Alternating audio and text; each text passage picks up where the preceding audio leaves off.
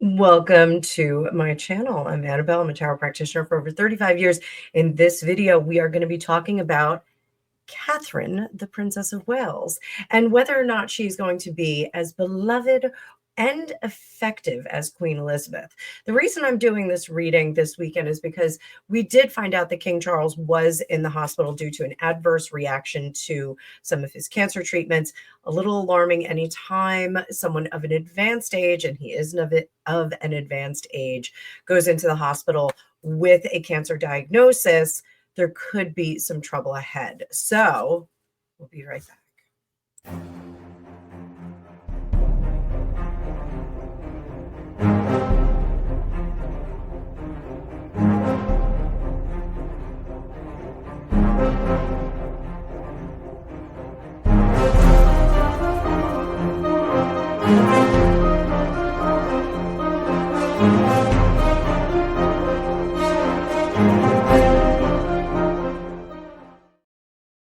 So my friends, my tarot maniacs, we are going to be talking about Catherine, the Princess of Wales, the Queen in Waiting. And she really is the Queen in Waiting. I think almost universally, everyone that watches my channel is a fan of Catherine. I am a fan of Catherine. I was very alarmed last year when there was the Where's Catherine campaign. Everyone was talking about Where's Catherine, Where's Catherine. And then it came out that it was almost exactly a year ago that she had a cancer diagnosis, had a routine procedure. They initially thought that there was no issue. And then it did turn out that it was a cancer diagnosis. So very upsetting. But she's now much, much better. Not so much can be said for the king. The king is still battling his cancer. We do not know what kind of cancer he has. So we don't know if this is a terminal cancer or if it's a slow growing cancer or what is going on with it. But nonetheless, inevitably, Catherine, Princess of Wales, will ascend at some point to be the queen or the queen consort of England, along with her charming husband, Prince Charming, William, Prince of Wales. So we're going to take a little look at how Catherine specifically is going to measure up against Queen Elizabeth. Now, Queen Elizabeth really holds a place in the heart of most people in Britain. Most people in Britain really, really adored her. She seemed to never put a foot wrong, even when it got a little bit wiggly when Princess Diana passed away and there was some protocol conflict with raising the flag, lowering the flag, having an announcement. She wasn't a royal family member. She was an ex-law. We call them ex-laws in my family. There was a lot of unprecedented care that needed to be taken. And I think sometimes we have to take a little bit of time and figure out where our actions wind up. So that being said, I do want to bring up the card view, but before I do that, yesterday I did a launch for my friend Kathy and my friends Kathy and Veronica. They have a podcast called Sassy and Shameless, and Kathy and I have known each other since kindergarten. I talk about her on my channel all the time. She is she's one of the funniest people I know, and she's one of the best people I know. She would give you her shirt off her back. She'd give you her last morsel of food. She's a fantastic human being. So I did a special sale in honor of them, and I did open up my hours on Sunday, just in case anybody wanted to come in on Sunday. As that fills up, I'm going to block out some time just so I do get a Sunday fun day myself. Monday is always an administrative day for me, so things get a little crazy, but I still want to make sure that I celebrate their new podcast. They've been podcasting for, bless you, Greg. They've been podcasting for the last couple of months, and they have a growing subscribership. So you guys, if you don't know who they are, go on over there, go subscribe to them. They're really, really fun. Very, very fun gang of gals. It's like having a happy hour every Friday night, or I think they're doing lives on Friday night. So let's bring up that card view, hit that like button, make sure that you tickle my algorithm as well. And let's see how that Princess of Wales is going to stack up against Queen Elizabeth.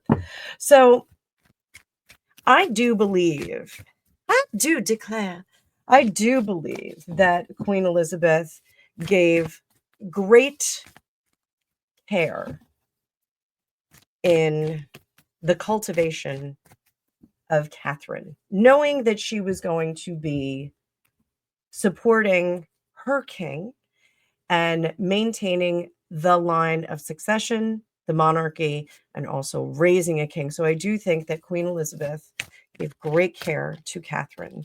And I think that Queen Elizabeth, that was a sloppy shuffle. I think that Queen Elizabeth also shared with Catherine her missteps as a parent and as a kingmaker. And I mean literally a kingmaker. So let's see what the most important things were for Queen Elizabeth to impart to Catherine. Here, 7 of buttons. Always look to the past. Always look to history to find the answers and to cultivate answers that you are sometimes stuck with. History is the best teacher. Crossing that is the 6 of buttons. You cannot make everyone happy all of the time. 6 of buttons is generosity, and sometimes we need to realize that we cannot save them all. We cannot save them all.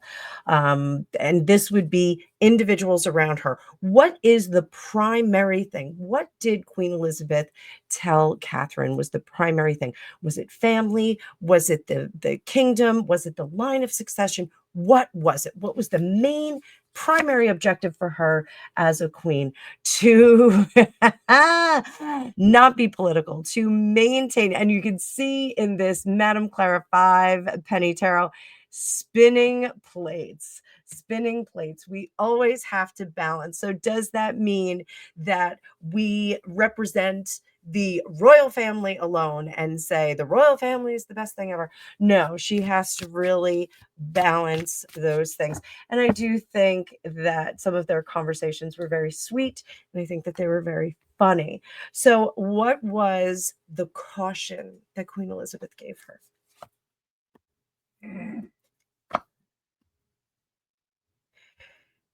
7 of matches, 7 of wands, and the devil in reverse. Maintaining that sense of balance and keep this sense of detachment. Catherine is very tactile and very involved with individuals in the public when she sees them, but maintaining some level of uh, secrecy and mystery about her, keeping herself just a little bit back from the public, not getting too familiar, a la Diana, a la somebody else we know, and really maintaining your mystery as a royal. So I think that that is very sweet. Never going out ugly. That's definitely another one. Definitely another one. So what did Catherine absorb from Queen Elizabeth the most? What did she get the most from Queen Elizabeth, the late Queen Elizabeth? King of Buttons, High Priestess, the Moon. What repression here?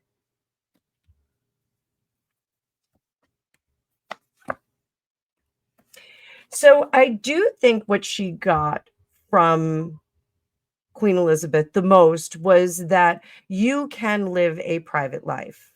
For all the squawking and carrying on that certain quarters do, that there is an ability to be quiet and mindful and private. And I think that that's why they moved to Adelaide Cottage.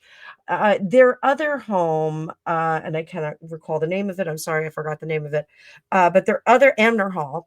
Amner Hall is a great estate that's a bit far removed from all the happenings of the royal family. Um, Adelaide Cottage is in the thick of it, but still quite private, not having any staff that actually lives in the house. That is a normal home in terms of, in royal terms, it's a normal home. It is an average, I don't know what the square footage is, but I recall hearing something like 6,000 or 10,000 square feet, or actually 6,000 square feet was the number that I think I heard, which is not a tremendous home. That's kind of a regular home, especially if you have three children, and two offices in the building. That is a regular size home. So I don't think that that's over the top. They do not have staff that lives in that home. And I think that it is incredibly private for them.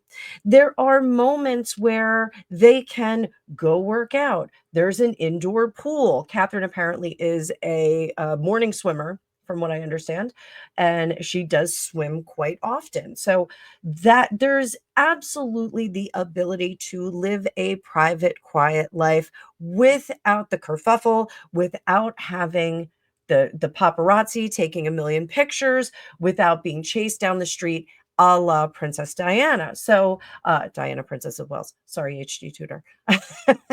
So, I do think that the biggest takeaway for Catherine is that we can live a private life within the confines of the royal family. Do we live in a fishbowl to a certain extent? Yes. You have to sometimes come out of that little, ship that's in the fishbowl. Yeah, you have to sometimes come out of that. You do need to be seen, and you do need to repress your personal life. It is a life of service. So all of those greetings, and when she is shaking hands and talking to people, and I saw her, she was so sweet talking to a little girl just recently, and she said, "Oh, those shoes are lovely." Like it was this little like 3-year-old girl, and she's like telling her she loves her shoes, and to be sure, they were cute shoes, but you can still be yourself, but your truest self you are going to reserve for when you are in private. Is this terrible? Do we have to live two separate lives? The lovers here living two separate lives, a professional life and a private life? Yes, but the staff, the system, the workings of the royal family are well equipped to do that. The people that are screaming and saying that they cannot live a private life are full of beans on toast. So, how will Catherine stack up with Queen Elizabeth? How will she stack up? I don't expect her to exceed the success of Queen Elizabeth. That would be quite hard. Queen Elizabeth had 70 years on the throne. Let's look first at her accomplishments within the royal family. Her accomplishments. So her accomplishments here, we have the lovers, six of pentacles in reverse, and temperance, 6 of buttons in this deck. So she will fully commit herself to the royal family. Her accomplishments, yes, she's never going to feel that she has done enough or dedicated herself or committed herself enough to any of her patronages. She's just not going to feel like that. But in time, I do think that there will be a sense of fulfillment for her. I think in time she will feel very, very fulfilled. One of the things that I do think is going to happen is she will continue to serve patronages after George ascends to some degree. I just throwing it back to some of my other readings, I do think that the royal family is going to be quite a bit different when William ascends to the throne. I think there's going to be some changes to the way the royal family runs, and some changes in the manner in which the royal family is presented. I think it's going to be more of a family business versus a monarchy. And I'm sorry for all my monarchists that are out there. I do think that that is a natural progression of this paring down of the royal family. The sustainability in terms of finances is just not really practical for this one family. So I do think they're going to give some of the properties to the government.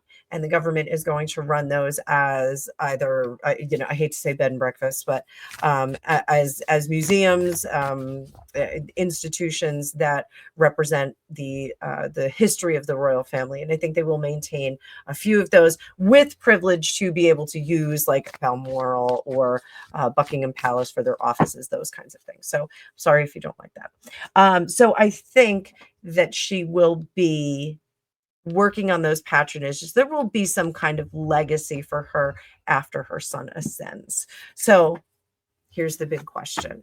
Big question. We're going to wrap it up after this. Actually, not quite. Not quite. I have a little bit more. So,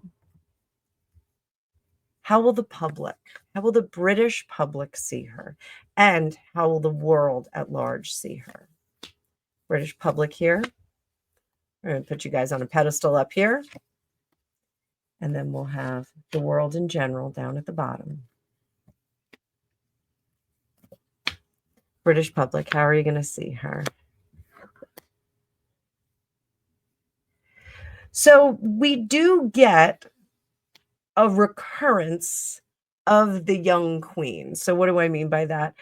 Queen Elizabeth was a young queen. I think she was 25 at her coronation. Lovely, fresh, in the flush of life. And I do think that we get an infusion of that with Catherine. So the British public will be greatly, greatly excited about this. Happy, excited. They will see her as this glorious, beautiful, young, fresh queen. How does the world at large see her? 5 of buttons, 9 of matches, and Ace of cups. I do think that there's going to be something that the world at large goes, oh, isn't that a shame? They really have her back up against a wall, and it's too bad that they keep attacking her. The British public, I think, is fine. I think the world at large sees some of the attacks on her character, whether they are very quietly done behind the scenes or if they are done obtusely. I think there is some sadness about the way that she is represented by certain quarters. So we always want to do the yellow brick road. Let's hit it.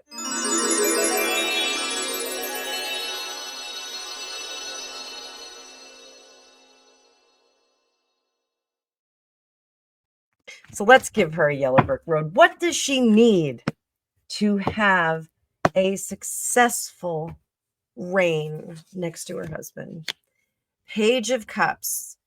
She's got to be happy and curious and maintain her family.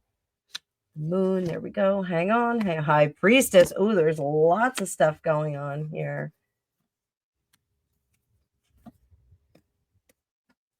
So in order for her to have a successful reign with William, I do think that there's going to be, I think she was very, very moved by the loss of the queen. I think she was quite fond of the queen, much more so than a one-time subject, than granddaughter-in-law, and then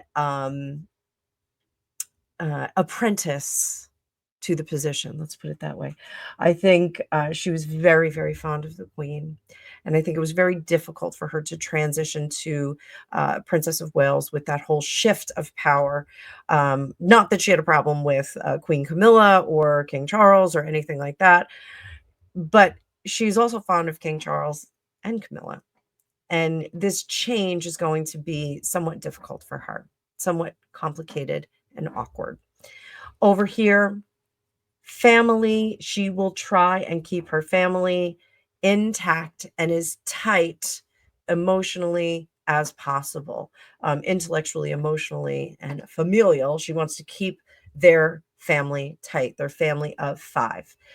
And that doesn't mean that she's not extending to other parts of the family, but their family of 5, this is where the strength comes from. Here, the Moon and the High Priestess, very, very psychic cards here. And I do think that the paring down of the royal family is here. There is a revolution of sorts that will happen within the royal family and the way that the royal family functions in British government and culture. Up here, giving up the power, the emperor in reverse.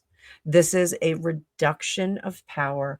And Nine of Needles really is some anxiety of how that is going to look.